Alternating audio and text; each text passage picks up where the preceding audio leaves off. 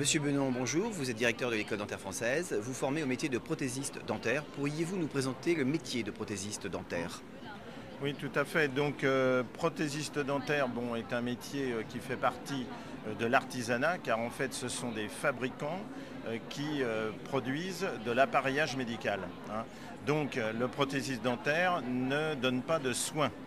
On a dans la dentisterie en réalité trois métiers. Le dentiste que tout le monde connaît, mais qui subit en fait un numerus clausus, donc il n'y aura pas plus de dentistes de prix en France, mettons cette année que l'année dernière, etc. C'est-à-dire environ 1000 par an. Au niveau des prothésistes, là vous n'avez pas de numerus clausus, c'est-à-dire que le nombre de prothésistes augmente à l'heure actuelle, ainsi que le nombre d'assistantes dentaires. Les assistantes dentaires en fait qui aident le dentiste, donc que tout le monde connaît.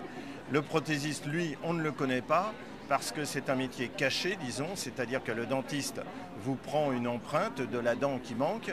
Ensuite, il donne cette empreinte au prothésiste. Le prothésiste fabrique la dent et le rend au dentiste. Ensuite, vous avez tout un travail de navette entre le dentiste et le prothésiste à cause des retouches. Quelle formation pour devenir prothésiste dentaire? Pour devenir prothésiste dentaire, un examen absolument obligatoire, qui est le CAP de prothèse dentaire, qui est un diplôme que selon l'âge et la formation des gens, nous faisons en 2 ans ou en 1 an. Et ensuite, vous avez le brevet professionnel de prothèse dentaire qui se fait en 2 ans en alternance. Une forte demande sur les prothésistes dentaires en termes de recrutement? Oui, alors très forte demande à l'heure actuelle.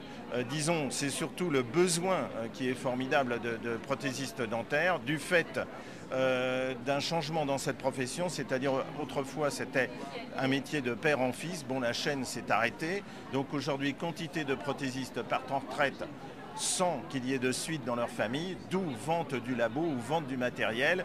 Le phénomène va être beaucoup plus fort à partir de 2010. Donc on prévoit que de 2010 à 2015, il va y avoir énormément de ventes de labos en France. Monsieur Benon, merci.